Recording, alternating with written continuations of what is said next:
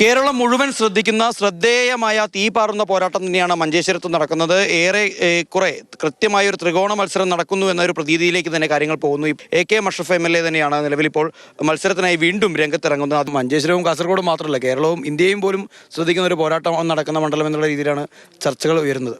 തീർച്ചയായും മഞ്ചേശ്വരത്തെ സംബന്ധിച്ചിടത്തോളം 1991 ശേഷം BJP ശക്തമായ ഒരു പോരാട്ടം കാഴ്ചവെക്കുന്ന കോൺസ്റ്റിറ്റ്യുവൻസിയാണ് മഞ്ചേശ്വരം. അതിനിടയിൽ ലോക്സഭാ ഇലക്ഷൻ കഴിഞ്ഞു പോയി. 18,000 ഡിഫറൻസ് ഉണ്ട് BJPയും ഞങ്ങളും.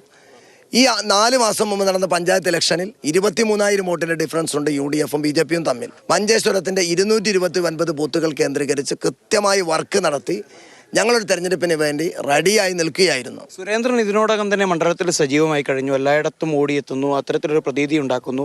അദ്ദേഹം ഇതിനിടയിൽ ചില രാഷ്ട്രീയ ആരോപണങ്ങൾ കൂടി ഉന്നയിക്കുന്നുണ്ട്. LDFും UDFും ബായ് ആണ്. അതോടൊപ്പം തന്നെ ചില ഇഫ്താർ സംഗമങ്ങൾ പോലും ഈ രീതിയിൽ വോട്ട് കച്ചവടത്തിനുള്ള വേദികളായി മാറുന്നു എന്നടക്കമുള്ള അതീവ ഗുരുതരമായ ആരോപണങ്ങളാണ് ഉന്നയിക്കുന്നത്. അതൊക്കെ പൊളിറ്റിക്കലിയായി സുരേന്ദ്രൻ പരാജയം മണക്കുമ്പോൾ എല്ലാ കാലത്തും പറയുന്നൊരു ആരോപണമാണ്.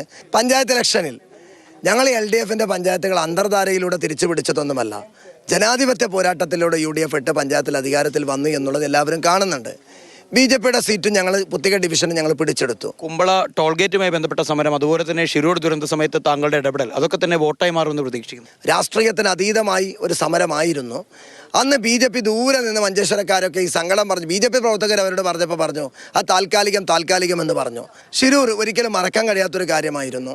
പ്രിയപ്പെട്ട അനുജൻ അർജുൻ ഒരു ഭാഷാ ന്യൂനപക്ഷക്കാരനായ കന്നഡക്കാരൻ എന്ന നിലയ്ക്ക് അന്ന് അവിടെ എത്തി 45 ദിവസക്കാലം സാരംഗൊക്കെ അവിടെ സജീവമായുള്ളത് ഞാൻ ഇപ്പോഴും ഓർക്കുന്നുണ്ട്.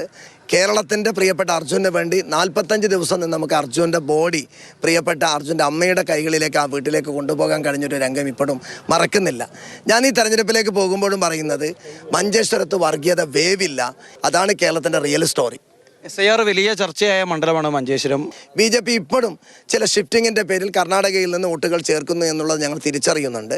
വരും നാളുകളിൽ എന്തായാലും അതിൻ്റെ കൃത്യമായ ഡാറ്റയോടുകൂടി മാധ്യമങ്ങളുടെ മുമ്പിലേക്ക് വരും.